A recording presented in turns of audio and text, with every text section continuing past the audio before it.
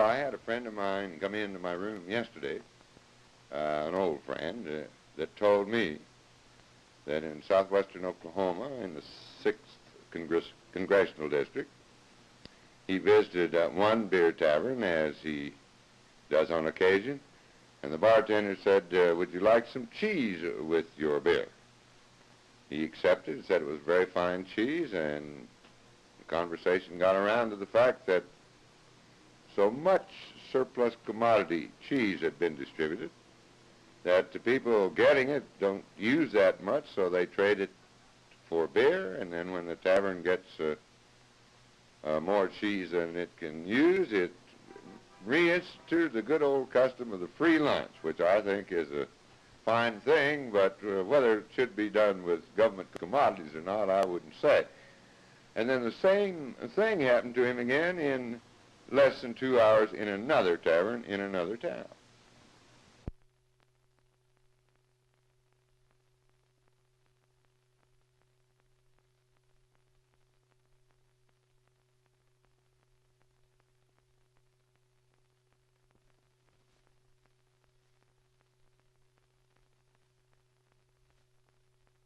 Henry, is it against the law for somebody who receives the surplus commodities to give them away? No, it isn't, Mr. Campbell. Can they do with them what they wish? I've heard Mr. Rader say that they could feed them to the dogs, they could give them away, they could dispose of them in any way they wanted to. When they have been received by the client, they're a gift to him, and they're his to do what he pleases with.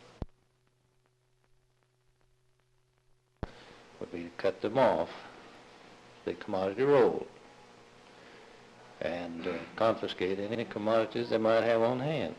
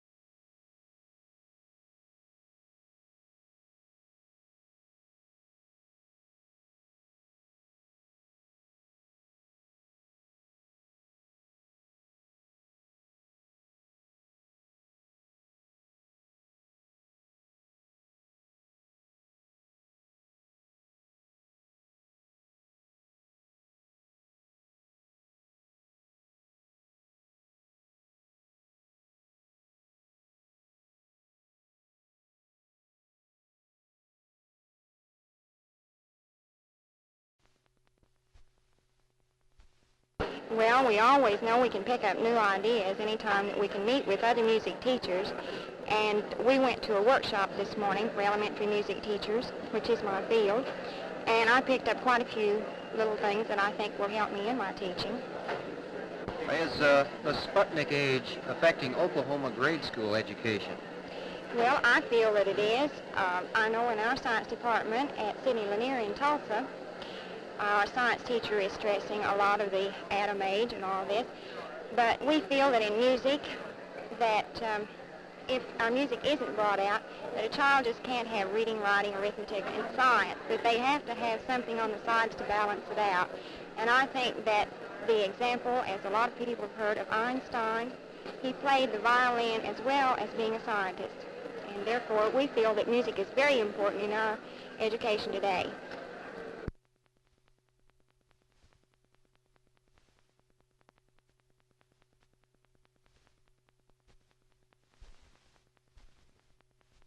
Miss Porter, you seem not to have great respect for degrees, and you're at an education conference. Is the degree misused in our... I don't think it's that I've lacked respect for degrees, and I certainly do respect the energy and the talent and the intellect that has to go into getting one, or getting any at all, even a BA. But I just think, well, it's a standing joke now that the young people, are, they're trying to prepare themselves not really for life, but for jobs. And they hang on and get that BA, and whether they can or not, because they say you can't get a job as dog catcher without one now. I don't think that everybody should have a BA or be forced to have one. I don't think higher education is for everybody. I think it should be more severely restricted.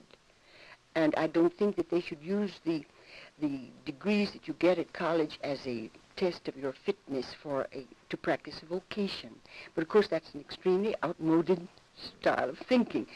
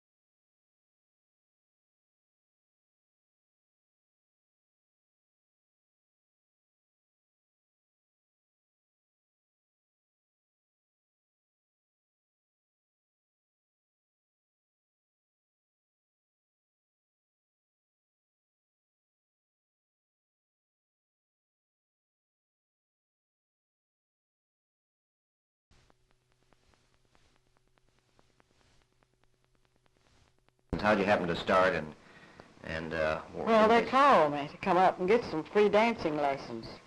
They said I'd have lots of fun and be popular and all this and that,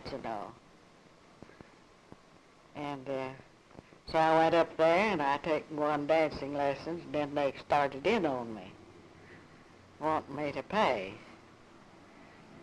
And I don't know whether I ever got my free lessons or not. Well, I told Brace, I said, my God, I've saved this money up to take care of me in my old days. And I said, instead of being out here frolicking around and wasting it, and he said, you're not wasting it. He said, this beats sitting inside them four walls and looking at them walls till you die, and your kin folks get all of it. They had a fellow from Kansas City come out and make our pictures while we danced 2 or 3 dances. What dances did you learn? Well, tango and waltz and, I don't know, different ones. Did they think you showed good possibility as a student of dance? Yes, they bragged on me. They thought you were advanced for your age. Uh-huh. And lots faster, he said, than the young girls.